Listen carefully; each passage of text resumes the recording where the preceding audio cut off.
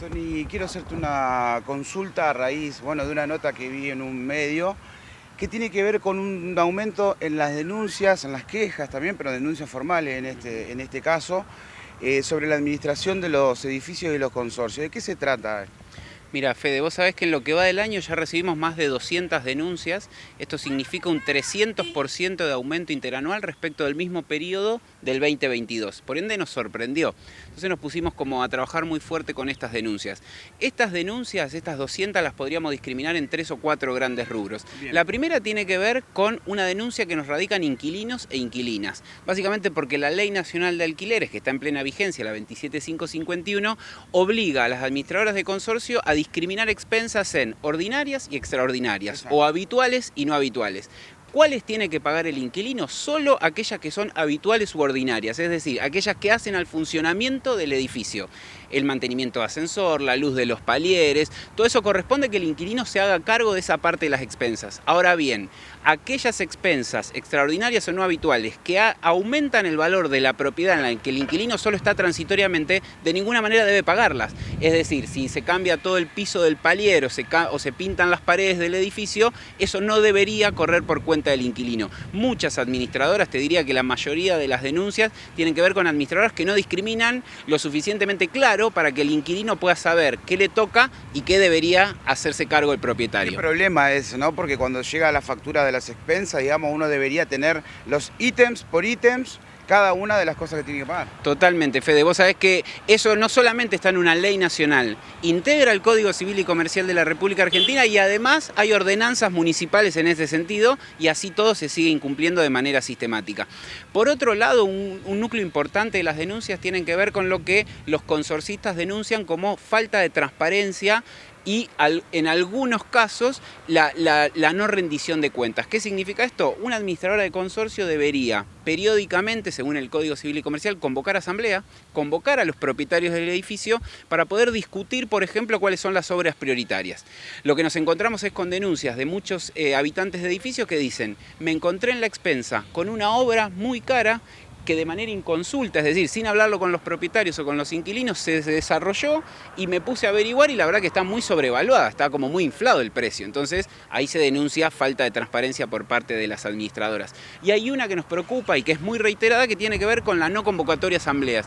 Tenemos casos de entre 5 y 6 años de administradoras de consorcio que nunca convocaron a asamblea de propietarios o asamblea de consorcistas, lo cual también va en contra de la legislación vigente, porque cualquier administradora de consorcio debería rendir cuenta periódicamente, como decíamos antes, en la asamblea. ¿Qué pasa con el organismo que nuclea a los trabajadores de los edificios?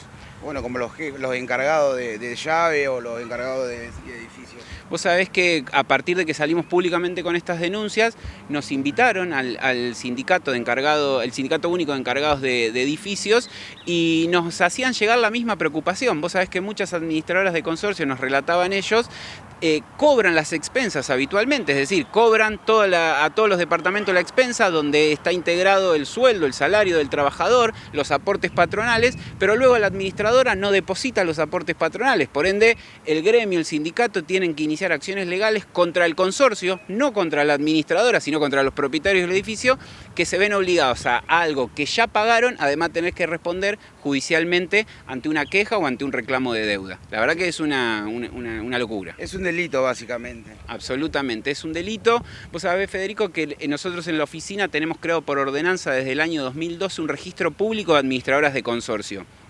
Tenemos 196 administradoras registradas. Básicamente, la gran mayoría de las denuncias que recibimos no son de las que están debidamente registradas, sino son de administradoras de consorcio que no se acogen a la ordenanza vigente, por ende no se registran en el registro y hacen macana por fuera del registro. Cuando nos llegan denuncias a administradoras registradas, lo resolvemos rápidamente y ya tenemos casi el 85% de estos casos resueltos. Cuando nos llegan denuncias contra administradoras no registradas, se nos hace mucho más difícil. Es una obviedad, pero ¿a qué le atribuís que sucedan estas cuestiones de no registrar o no hacer los aportes? ¿Qué es lo que sucede acá en el medio?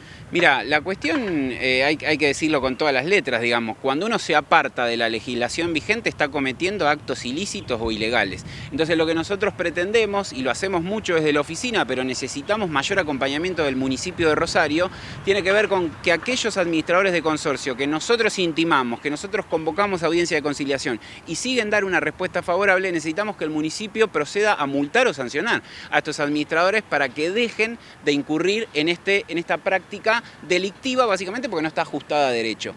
Para eso hay ordenanzas en la materia que falta reglamentar para que las denuncias que receptamos nosotros puedan ser derivadas al Tribunal de Faltas para que a la administradora de consorcio, en caso de caberle, le caiga una multa o sanción onerosa que pueden llegar hasta 200.000 pesos según la letra de la ordenanza, y de esta manera tratar de encuadrar a la administración de consorcio, a la profesión de administrador de consorcio dentro de un marco normativo, que es como tiene cualquier otra actividad. Tony, por último te consulto, ¿qué le decimos a esta comunidad de inquilinos? Bueno, yo me sumo a ella también, que vivimos en edificios y que respondemos a un encargado de consorcio. Cuando uno no se anima a denunciar o cuando uno, por no tener mala relación, digamos, con el que alquila, ¿qué se puede hacer al respecto? Mira, yo los invito a que se acerquen a la Oficina de Defensa del Consumidor, que es una oficina pública, estamos en Córdoba 852 de 830 a 16, que se vengan con la expensa, con el resumen de la expensa, y nosotros básicamente nos podemos poner a asesorarlos y decirle esto te toca pagar a vos, esto no te toca pagar a vos, y en todo caso de la denuncia nos podemos hacer cargo desde la propia Defensoría del Consumidor para no exponer al inquilino y poder intimar directamente a la administradora de consorcio y explicarle cómo debería liquidar las expensas. Si sigue incurriendo en el problema, básicamente no es que desconoce, sino que lo hace adrede y lo hace a propósito, por ende es ahí donde nosotros creemos que es necesario poder multar o sancionar.